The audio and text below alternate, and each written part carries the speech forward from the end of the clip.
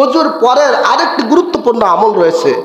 নবীজি সাল্লাল্লাহু আলাইহি সাল্লাম বলেন, এটা সহিহ মুসলিমের বর্ণনা, নবীজি বলেন, মা মিনকুম মিন আহাদি ইয়াতাওয়াদ্দাউ ফায়ুবলিগু আও ফায়ুসবিগুল উদুআ। নবীজি সাল্লাল্লাহু আলাইহি সাল্লাম বলছেন, যে ব্যক্তি উত্তম রূপে ওযু করে, ওযু করার পরে সুম্মা ইয়াকুলু আশহাদু আল্লা ইলাহা ইল্লাল্লাহু ওয়া আশহাদু আন্না মুহাম্মাদান আবদুহু ওয়া রাসূলুহু, যে ব্যক্তি পরিপূর্ণভাবে ওযু করার পরে একবার কালিমা শাহাদাত বলবে। কয়বার? কথা বলেন, কয়বার? একবার কালিমা শাহাদাত পড়বে। নবীজি বলছেন, ইল্লা ফুতিহাত লাহু আবওয়াবুল জান্নাতিস সামানিয়া ইয়াদখুলু মিন আইয়িহা শাআ। চিল্লায় বলেন সুবহানাল্লাহ।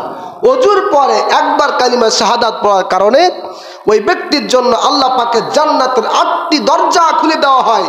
ওই ব্যক্তি কিয়ামতের ময়দানে 8 দরজা থেকে যেই দরজা দিয়ে ইচ্ছা আমি আল্লাহর জান্নাতে প্রবেশ করবে।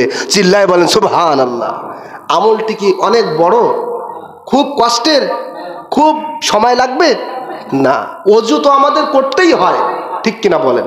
নামাজি বান্দা তো ওযু করবেই। সুতরাং ওযু করার সাথে সাথে শুধু একটু আমল বাড়াবে, অভ্যস্ত হবে, সেটা হলো কালিমা শাহাদাত। মুখস্থ আছে না নেই? আছে না সবার? আশহাদু আল্লা ইলাহা ইল্লাল্লাহু ওয়া আশহাদু আন্না মুহাম্মাদান আবদুহু ওয়া রাসূলুহু। এই সামান্য আমলটি করলেই জান্নাতের 8 দরজা তার জন্য খুলে দেন কে? জোরে বলেন, কে খুলে দেন? সেই আমল আমরা সবাই করব। আল্লাহ পাক যেন আমাদের সকলকে তৌফিক দান করেন, বলেন আল্লাহুম্মা আমিন।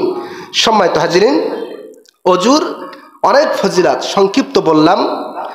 আল্লাহ পাক যেন এর উপরে আমাদের প্রত্যেককে দায়েম ও কায়েম এবং বাস্তব জীবনে আমল করার তৌফিক দান করেন, বলেন আল্লাহুম্মা আমিন।